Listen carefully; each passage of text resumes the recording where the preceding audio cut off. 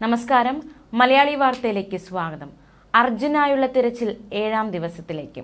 കർണാടകയിലെ ഷിരൂർ ദേശീയപാതയിലുണ്ടായ മണ്ണിടിച്ചിലിൽ കാണാതായ കോഴിക്കോട് സ്വദേശി അർജുനു വേണ്ടിയുള്ള തിരച്ചിൽ തുടങ്ങിയിട്ട് 7 ദിവസങ്ങളാകുകയാണ്. ഇന്നും തിരച്ചിൽ തുടരുകയാണ്. ഇന്നലെ സൈന്യം എത്തിയിരുന്നു. സൈന്യത്തിന്റെ മേൽനോട്ടത്തിലാണ് രക്ഷാദൗത്യം പുരോഗമിക്കുന്നത്. കരയിലെ മണ്ണിനടിയിൽ ലോറി ഉണ്ടാകാൻ സാധ്യതയില്ല എന്ന് കർണാടക സർക്കാർ കഴിഞ്ഞ ദിവസം വെളിപ്പെടുത്തിയിരുന്നു. കർണാടക റവന്യൂ മന്ത്രിയായിരുന്നു ഇക്കാര്യം മാധ്യമങ്ങളോട് വെളിപ്പെടുത്തിയത്. ഇനി സൈന്യം എന്താണ് പറയുന്നത് അതനുസരിച്ചായിരിക്കും തുടർ നീക്കങ്ങളെന്നും മന്ത്രി വ്യക്തമാക്കിയതാണ്. എന്തായാലും സൈന്യത്തിന്റെ തീരുമാനം കരയിൽ പരിശോധന തുടരാനാണ്. കരയിൽ തന്നെ രക്ഷാദൗത്യം തുടരും. ശക്തമായ മഴ ഉണ്ട്. ഇത് പരിശോധനകൾക്ക് വലിയ വെല്ലുവിളിയാണ് തീർക്കുന്നത്. ശക്തിയേറിയ GPR ഉൾപ്പെടെ എത്തിച്ചാകും പരിശോധന ഇന്ന് നടക്കുന്നത്. പുഴയിലും കരയിലും ഇന്ന് പരിശോധന നടക്കും.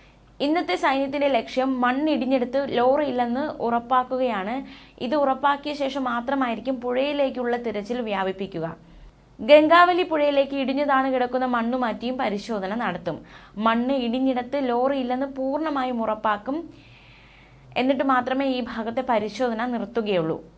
സൈന്യം ഇന്ന് ഡീപ് സെർച്ച് മെറ്റൽ ഡിറ്റക്ടർ സംവിധാനങ്ങൾ അടക്കം കൊണ്ടുവന്നാണ് പരിശോധന നടത്തുക. കരയിലെ പരിശോധന പൂർത്തിയായ ശേഷമാകും പുഴയിലെ പരിശോധന നടക്കുക. അതേസമയം അർജുന് വേണ്ടിയുള്ള തിരച്ചിൽ വേഗത്തിലാക്കണമെന്നാവശ്യപ്പെട്ടുള്ള ഹർജി സുപ്രീം കോടതി ഇന്ന് പരിഗണിക്കും. അടിയന്തര ഇടപെടൽ ആവശ്യപ്പെട്ട് അഡ്വക്കേറ്റ് സുഭാഷ് ചന്ദ്രനാണ് ഹർജി നൽകിയത്. കർണാടക സർക്കാരിന്റെ ഇടപെടൽ കാര്യക്ഷമമല്ലെന്നും ഹർജിയിൽ വ്യക്തമാക്കിയിരുന്നു.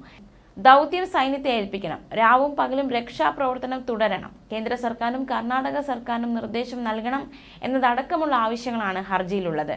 അതേസമയം Karnataka PCC general secretary TM Shahid Ali ഈ വിഷയത്തിൽ പ്രതികരിക്കുന്നത് കർണാടക സർക്കാരിന്റെ ഭാഗത്തു നിന്ന് ഒരു വീഴ്ചയും ഉണ്ടായിട്ടില്ല എന്നാണ്. കർണാടക സർക്കാരിന്റെ ഭാഗത്തു നിന്നും ഒരു വീഴ്ചയും ഉണ്ടായിട്ടില്ലെന്നും അർജുന്റെ വീട് സന്ദർശിച്ചതിന് ശേഷമാണ് അദ്ദേഹം ഇത്തരത്തിലൊരു പ്രതികരണം നടത്തിയത്. കേരളത്തിലെ മീഡിയ നിരന്തരം വാർത്ത കൊടുത്തപ്പോൾ വിഷയത്തിന്റെ ഗൗരവം വർദ്ധിച്ചുവെന്നും തിരച്ചിൽ ആദ്യം മുതൽ തുടങ്ങിയിട്ടില്ലെന്ന് വീട്ടുകാർ പറഞ്ഞുവെന്നും FIR ഇട്ടിട്ടുണ്ടാകും. കർണാടകയിലെ വിവിധയിടങ്ങളിൽ പ്രശ്നമുണ്ടായിട്ടുണ്ട്. കേരളം പോലെ അല്ല കർണാടക, വലിയ പ്രദേശമാണ്, ഇതിൽ രാഷ്ട്രീയം വേണ്ടെന്നുമായിരുന്നു ഷാഹിദ് അലിയുടെ പ്രതികരണം. അതേസമയം കഴിഞ്ഞ ദിവസം കർണാടക റവന്യൂ മന്ത്രി കൃഷ്ണ ബൈര ഗൌഡ ഈ വിഷയത്തിൽ പ്രതികരിച്ചത് ഇപ്രകാരമാണ്. അപകടമുണ്ടായപ്പോൾ മുതൽ രക്ഷാപ്രവർത്തനം നടത്തുന്നുണ്ട് എന്നായിരുന്നു അദ്ദേഹത്തിന്റെ പ്രതികരണം. കൂടുതൽ മണ്ണിടിച്ചിലിന് സാധ്യതയെന്നും അപകട സാധ്യത ഉണ്ടായിട്ടും ഓപ്പറേഷൻ തുടരുന്നുവെന്നും മന്ത്രി വ്യക്തമാക്കി.